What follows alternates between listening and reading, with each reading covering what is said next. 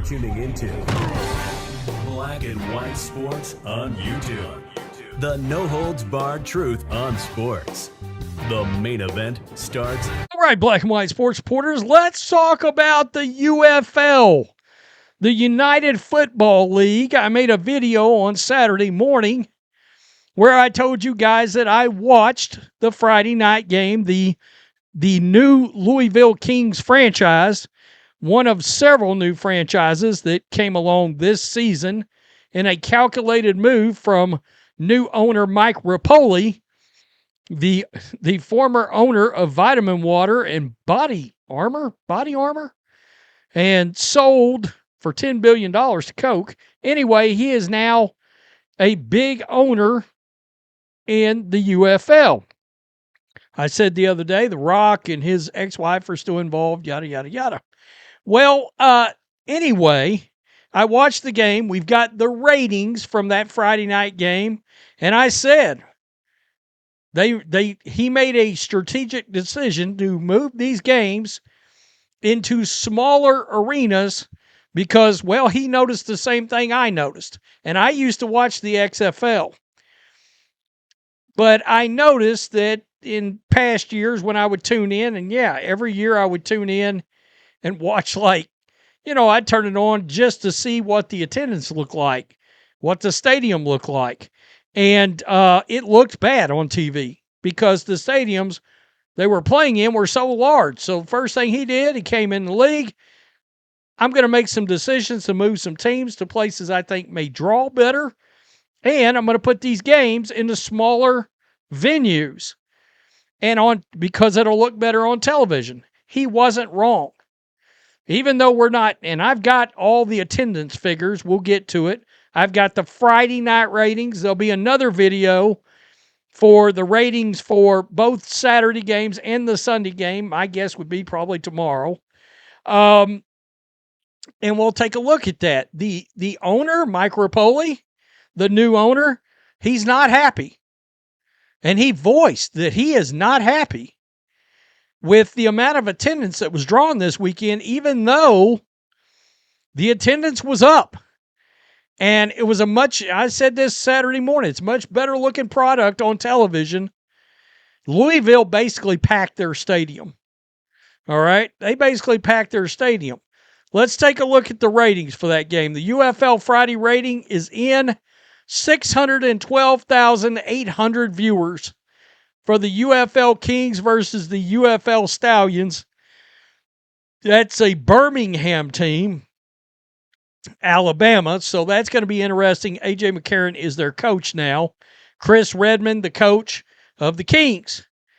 Guys, I watched all 4 UFL games this weekend. I just dropped a video about flag football. The NFL is going into the professional flag football business, and frankly, who cares? I'm this UFL rating is nearly as big as the flag football rating that Joe Burrow and Tom Brady played in against Team USA. I think there might be a difference in viewers of 40,000, 35,000 on the same network, by the way. Just pointing that out. It was a very good brand of football this weekend. And some of the changes that were made worked. They just worked. The attendance is coming in. The average attendance for the opening weekend was 16,306 per game. Now, of course, the Battlehawks drew a ridiculous amount of people. Defenders versus Battlehawks in the Dome at America Center, 31,191. The Kings and Stallions, 14,034. The Aviators and the Storm, that was a game from last night. These are both new teams. They drew 11,127. And the Gamblers and Renegades at Toyota Stadium, 8,870. And sadly, I watched that Dallas game against Houston. Dallas got the best offense in the league. They got a little poor man's Baker Mayfield quarterback named Austin Reed, who set the UFL passing record on Saturday. I think he threw for 372 yards and 3 touchdowns.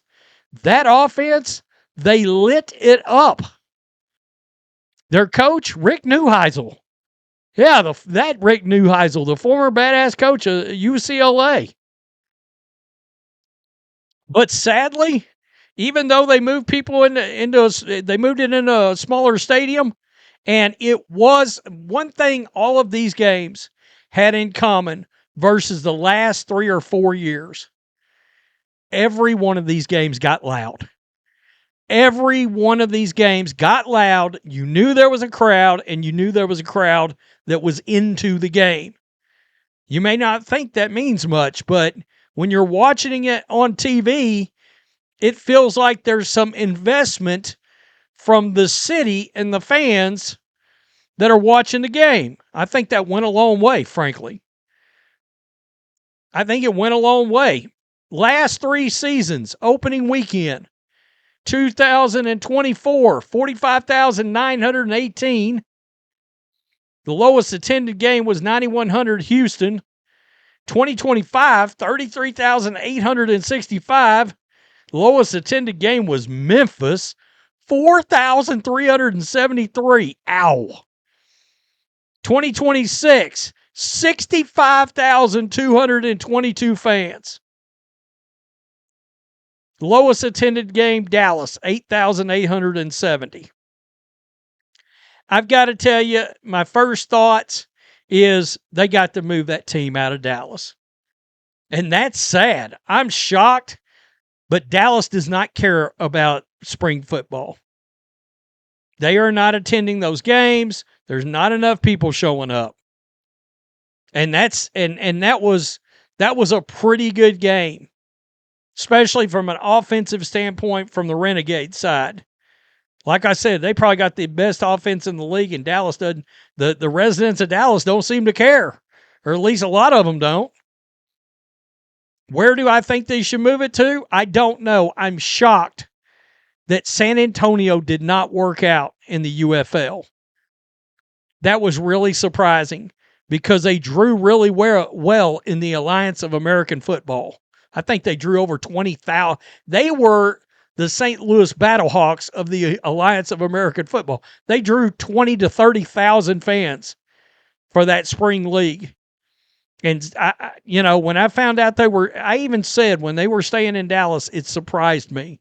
I was like, seems like they might have hung on to San Antonio instead, or chosen to move that team a different place. San Diego is another place that had an NFL team, and they ended up getting one of these spring teams, and it drew real well, over 20,000. So that would be a place that they would consider putting a team. Also, they've tinkered with the opening weekends of this league, and, you opened against the Elite Eight. That's a tough open, right? So here it is, the official attendance, Orlando Storm. Even though there was only 11,000 fans there last night, it was on ESPN. It was in prime time. It was a fun game to watch. No doubt about it. Anthony Beck, who was a tight end in the NFL, was the Battlehawks coach, moved over to the Orlando Storm. Ted Ginn Jr., Columbus Aviators coach. I'm interested to see how that team draws. Mike Rapoli with a statement. If I was happy with 10,000 attendance, I'd be a shitty UFL owner. The vibe, energy, and passion from the UFL Storm fans last night was awesome. I know it was a Sunday night. I know it was a school night, and I know it rained before the game. I didn't know that. Next week, Saturday night, 8 p.m. Orlando, I expect the same energy with even more fans. And those standing room fans behind the end zone, ? You sounded like 20,000. It got real loud in the end zone. It got real loud. And whoever is setting up the way these fans, the tickets are sold, how they're allotted out, I don't know how that's being done. I don't like it.